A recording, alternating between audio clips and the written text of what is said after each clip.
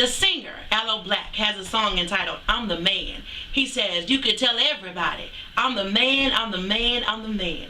Well, I'm LaToya Crawford, and I'm here to tell you about the man. His name is Kevin Grooms, and he's my classmate. And we're so proud of him in Thomasville, Georgia. He's the man in Macon, Georgia, because he's an award-winning head basketball coach.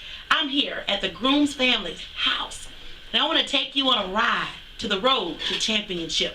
So sit back and relax as we watch a moment of inspiration. Here's how you gotta run until you face the fears inside.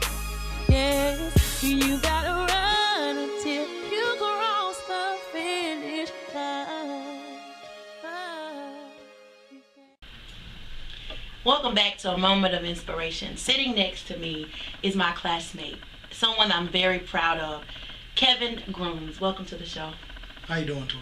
I'm doing very well. Thank you so much for welcoming us into your family home. We're just honored, and Thomasville is so proud of you. How do you feel? Man, it's a blessing, to do some of the accomplishments that I've done in the past couple of years.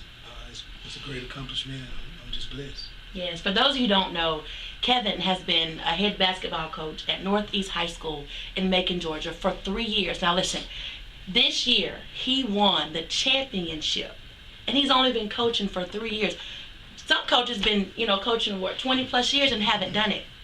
So we are so honored and happy for you. I mean, how do you feel about that? I'm ecstatic. To win the region championship and to go on and play for the Elite Eight, that's things that this school hadn't did in a long time. The last time they competed for the championship, for the state championship, and also for the region championship was 1994. Was the last time, and that was in the Elite Eight.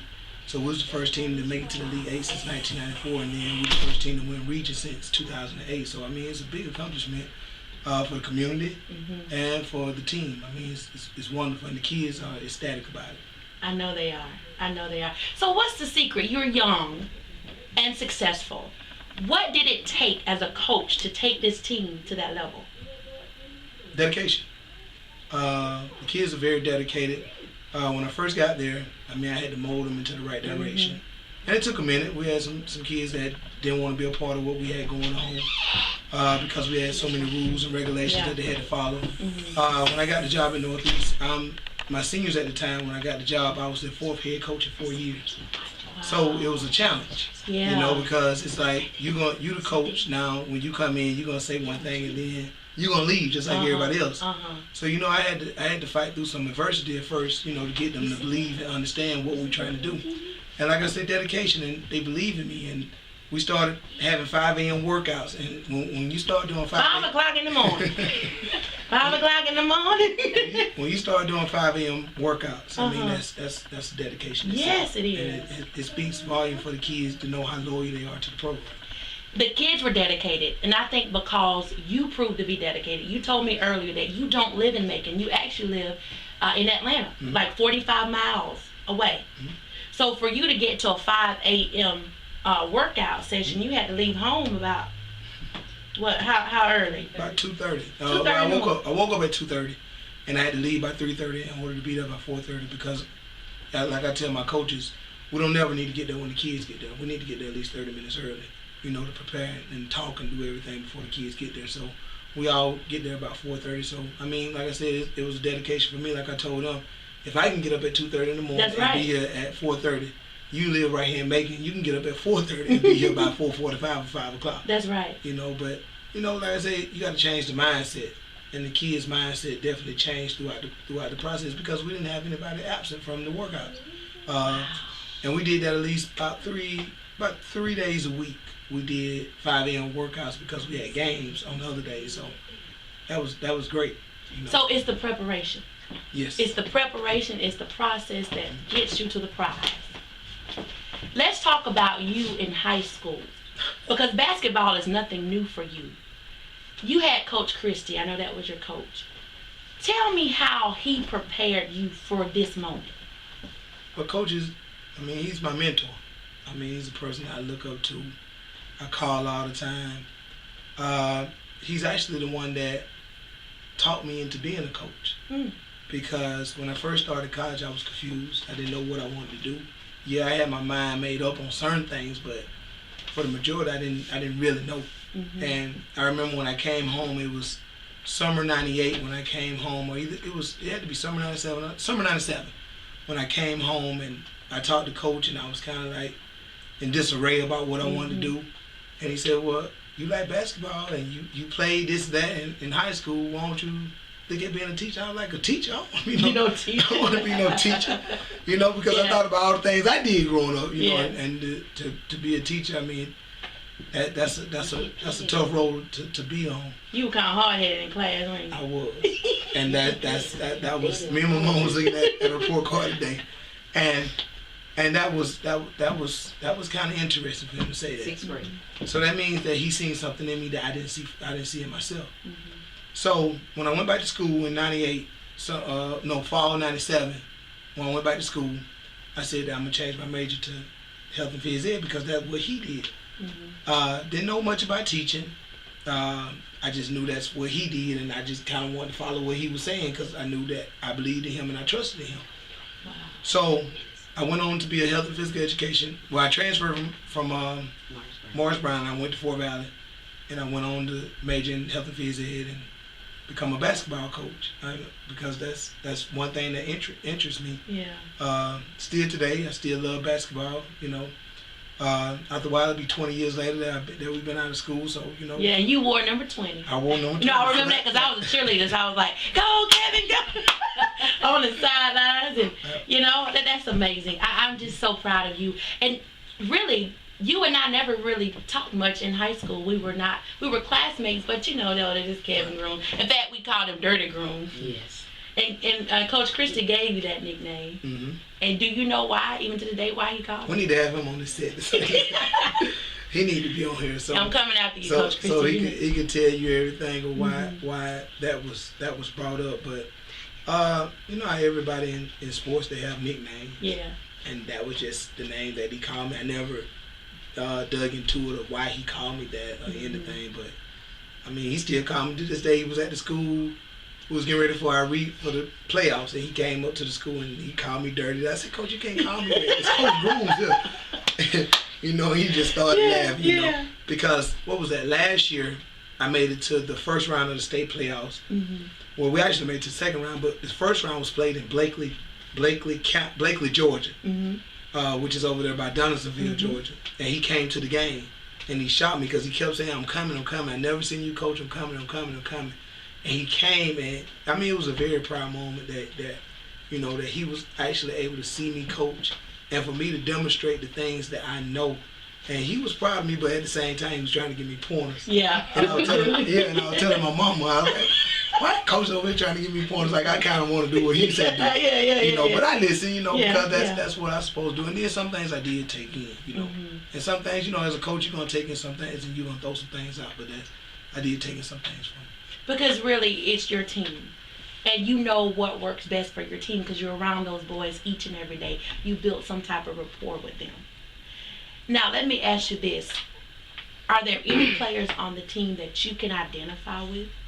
Any of the players? You say, oh, that little dirty right there. A lot of my players remind me of the players I used to play with when I was in high school.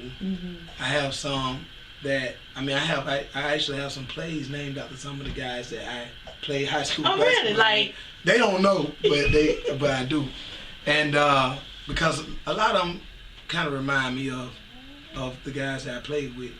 And one particular kid, he reminds me of myself, but I'm not going to say his name, but he does remind me of myself because he hustles a lot, and he's one that I could definitely depend on to do anything that I need to do on the court.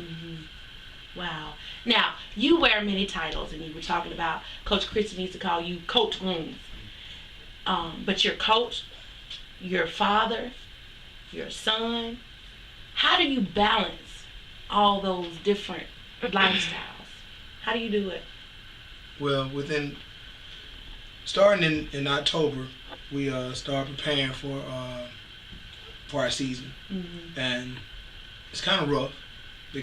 But I know for the next 4 months, I won't be able to see my mom, I won't be able to see my wife, My kids, everything is limited time because my wife is also a head coach. Oh, really? Head basketball coach. So at the same school? No, at a different school. And that's a hectic schedule. Yes, it is. Love and basketball. What do you say? 10 seconds. And I mean, it's a hectic schedule. I mean, for 4 months, we barely see each other. I'm barely able to see my kids. But you know, I mean, we talk all the time. So, and she understands me. Now, you say you and your wife have the same profession. She's also a head basketball coach. But you said she understands you and you understand her because y'all have the same job. That was one of the bright spots of marrying her, because she understands my job because she does my job on a daily basis. So we understand that in October, when October comes, that our time is very limited. So like when we finish up with basketball, I'm able to come home and spend time with mom. I'm able to go home and spend time with my wife, with my kids. How many kids you have? 3. 3 boys? 2 boys and 1 girl. So those are precious moments to me. I don't take any of those moments for granted because I know in a little while, I'll be back coaching again because we start workouts in April. We start with individual workouts, weight room, so I'm back on it again. Come May, we still doing individual workouts. June, we full blown doing summer training and going to camps and summer leagues and things like that. So then I finally get a break July, and July through the end of October. Then when October hits, it's time for the season again.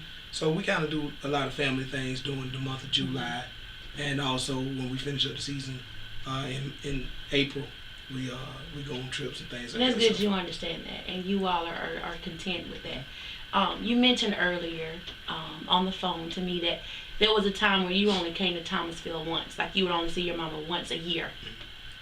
But there was something tragic that happened. You lost your father last year, and that's changed your whole life. Right. How? Well, during the time frame when I was coming home one time a year, it was because of my job, working, coaching basketball, and sometimes when you get into your field of study, it ain't that you forget. It's just you just put things on the back burner. And when my father passed, I knew that I could no longer put things on the back burner because things are actually reality. And tomorrow my mom could be gone. Yes. So I said I made myself a promise that I would definitely try to spend more time with mom. Me and her both talked, and she does a good job at it too. Because after my father died, she started coming more to Atlanta and things like that. So in my return, I come home more. So that's something that we're both trying to balance because I'm the only child, I'm her only child. So we have to balance that. Matter of fact, last year was her first time, her and my dad first time ever coming to a game. They ever see me coaching. I've been doing it for 12. This is my 12th year. So that was the first time ever coming to see me play. So that's a good thing that he did. Actually see me coach it, and it was in the state playoffs, and we actually won that game. But he didn't get to see you win at all. He didn't get to see me win the region title and things like that. But through his blessing, I'm quite sure he was looking down on me and helping me out because it was a tight game and we was able to pull it out. Take me back to that game. Take me back to the last minute of that game. The last minute of the game, we always practice situations. I believe in that we have to practice situational drills because you never know what situation you may be in the game. And it happened to be we up 5 with 30 seconds left in regulation. 30 seconds left in regulation, you up 5 points. You pretty much saying that you won the game. Yeah. Only thing you gotta do, the other team have to foul you. So the only thing you gotta do is make free throws, and the game is pretty much over. Take it to the line, yeah.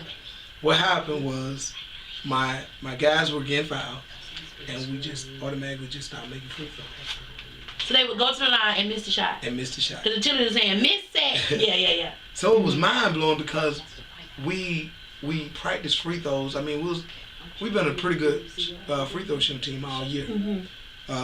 We chart free throws in practice. We shoot free throws at least 20 minutes into practice. Do situations with free throws in them. So it's kind of awkward that we was missing free throws. So we managed to miss free throw after free throw, free throw after free throw. Amazing. So when it all boiled down, it happened to be a tie game, and we went into overtime. Overtime that we shouldn't have never been in. Wow. Because we up 5. You were up 5, yeah. 30 seconds left. 30 seconds left. So, we're going to the first overtime, and we down maybe 5, and I'm like, I'm just going crazy on the sideline because we just wasn't doing anything right. Yeah. We wasn't doing nothing right. Mm. But we managed to tie the game back up, and we made some great shots, and we happened to tie the game back up, and we went into a second overtime. And in the second overtime, my point guard came to me, and he's one that I ride. And he came to me, he said, "Coach, give me the ball." And I gave him the ball. I said, "Son, the ball is in your hand." What's his name? His name is Khalil West. What's his number? Number 1. Number 1. Number 1. He said, "Coach, give me the ball." The ball. I said, "Well, take us home." So we down maybe 3. We down 3. He stole the ball, and we happened to be down 3. And when we got down 3 points, somehow he miraculously tied the ball up, and we got the jump ball, and it was in our possession. Uh-huh. At this point in time, it's maybe 50 seconds left on the clock. So we tied the ball up. He tied the ball. It was jump ball. So we got the ball. The possession arrow was in our favor. So we got the ball. We scored. He scored another basket, and it was an and one. So he scored the basket and the foul. And the foul. So he managed to get the foul. So for the last 30 seconds, it was back and forth. So it happened to be 10 seconds left in the game, and we got the ball, and I called a timeout. And I drew up the play and told him what we were going to do with the ball. So we held the ball to like the last 5 seconds of the game. And number 1, like I said, he scored all the points in the second overtime. And he scored 7 points in the second overtime. So the ball is in his hand. We waited about 5 seconds left, and I told him to go. So when he went all the way to the basket to lay the ball up, and they fouled him. Wow. And when they fouled him, he went to the line. He made both free throws. Yeah. And that's how the game is. So number 1, West proved to be the best in that game for you. He stepped up for you, and now you have the title of the region champs, Northeast High School in Macon, Georgia, led by none other than Kevin Grooms from little town of Thomasville, Georgia. But he's proof that whatever you want to do, you can do it in life. Even if it's something you don't want to do. If it's your purpose, if it's your assignment, you step up to it, and God will make a way out of no way. Up next, we got Mama Grooms coming to the scene. You all can't see it now, but his mother is sitting across the room from us, and she's helping him remember some things. And I'm just so honored that this young man has a mother to push him and to back him in everything he does. So don't go away. We'll be right back with Mama Grooms. Believe in your dreams, and then you will achieve. Yes, believe in your dreams, and then you will achieve. Yes, you can do it. Well, can I just shake your hand? Yes, you sure can. I am just honored, Miss Barbara Grooms, that you first of all allowed us into your home and to talk with your successful son.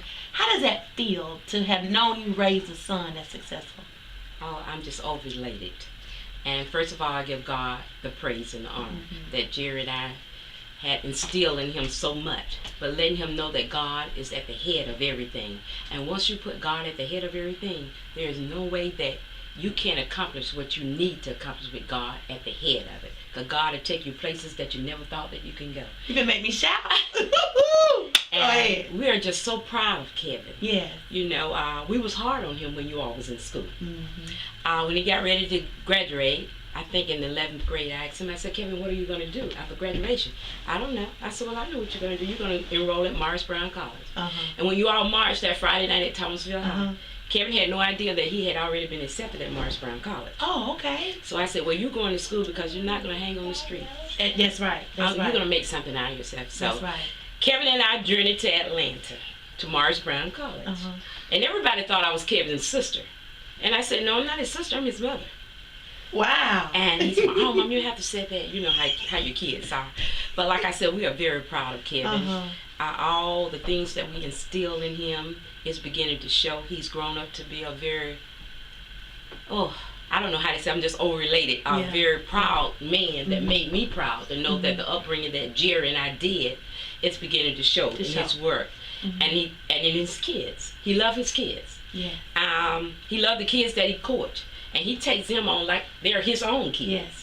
And that makes me proud. And I think that's why they work hard. They work so hard for him. Yes. Because they know he cares. Children, because as a teacher, I know children know love when they see it. They know when you're real. They know when you're fake. And they know that Coach Grooms is real. And so therefore, they step it up for him. Yes, they do. And I got like he said, we got a chance. Jerry and I got a chance to see him coach in Blakely. What was it like? That was a proud moment. Oh, I was just up there screaming and hollering like I was when he was playing ball in high school. Yeah. And unfortunately, which is better? Yes. Seeing him, I'm asking, which is better? To see him as a coach or to see him as a player? I don't know, Toya. That's hard. I know. Because Kevin put his whole heart and soul in it. Mm-hmm. And he scares me. Because he gets so emotionally involved, and I said, "Oh Lord, my son's gonna have a heart attack." You gonna have one? Yeah, because I want good things for my child. Yeah. And the first time I saw him coach, he was all into it. I said, "Oh my God, Jerry, he's gonna have a heart attack out there," And it reminded me when he played basketball in high school. Kevin was the type of basketball player that would go up the center. He didn't care. He was going to take it straight down the middle. Yeah. And, I would tell the kids that, Kevin, don't be telling them children that. Don't be telling them kids that. But, I see a lot of that in some of his players. You know what I'm saying? I see a lot of that in his players. And his players. And like I said, we're just so proud of Kevin. And I don't know, just by letting God be the head, there's no telling where you can go. And I'm glad that he's home now. We can spend a little bit more time together. Unfortunately that, Jerry passed. And life is different now. It's totally different. Like I told him, I'm not able to go as like I really want to go because the funeral home is still our main priority. And it still is established and still is in business. So that's my first priority. And I have to keep that going. You have to work it. I have to work it. And I think about all the things that Jerry told me, how his mother and father accomplished that. So that made me even more determined to hold on to it. Because he tell me about the school that they did in Chicago, Illinois, at Royston.